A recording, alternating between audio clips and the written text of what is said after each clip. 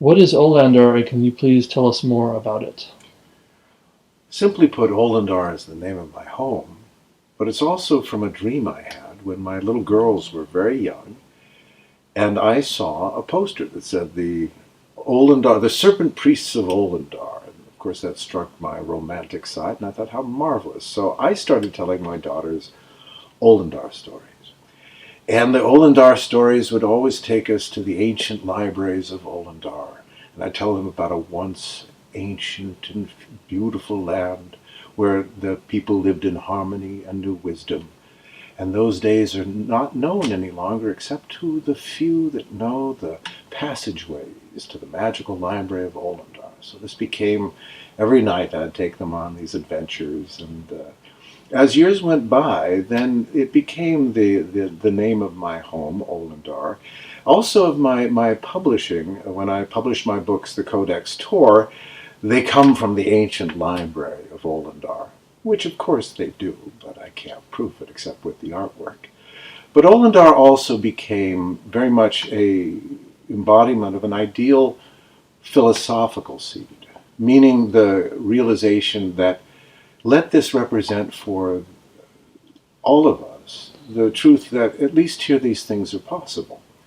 And that was why my home, and is why my home, for the last 38 years has been open for discussion groups, which I've had on a weekly basis. I've had over 3,800 discussion groups, which rocks my world. But it's actually the truth of this gathering of the library, the gathering of individuals, not the same individuals. It was like a river runs through it, but individuals would show up and share their curiosity here. They'd be fascinated. We'd read books together. And over the last 38 years, we've read all sorts of books. Looked at Eastern and Western thought, looked at inner tradition and alchemy, looked at William Blake and poetry, and all the things that really inspire our humanity. We've read Emerson and Carl Jung's Red Book.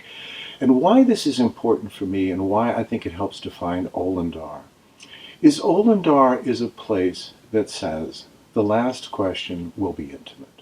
The last question will not be how do we convince the neighbor that doesn't care, but how do we find those in our community that do? And if we think like gardeners, at least here amongst ourselves, let us grow something we care about, rather than trying to destroy that which we don't like. And so Olandar, or all under, as I realize, is saying that truth doesn't come from above and change doesn't come from above. It comes from all under. And that's what Olandar is saying. It comes from the library. It comes from a philosophical seed that says, after the long journey is over, how do you find your way home? And when you find your way home, how do you remember that you're the technology? You're woven of the outcome in your very DNA of every single story lived as human. So you become the human form divine. And what's beautiful at Olandar is its art is painting, which is the oldest form imaginable. Painting simply captures breath, so here we are inside of a lung, essentially being breathed, being inspired, and being told that you are the one that will awaken because you finally say, at least here I feel safe. In this conversation, I know I am contributing. But to do that, we can't be at war with the world. We must turn from that anger toward those of us that really do care, and say that the world is transformed by storytellers, and the ones that take the anger and transform it into stories they can tell their daughters, and return to the ancient libraries that remind us we've been on this journey for a long, long, long time. So that's my look at Olandar, and why I love Olandar, and why I love the possibility that it is story that transforms us, and not fear. Thanks.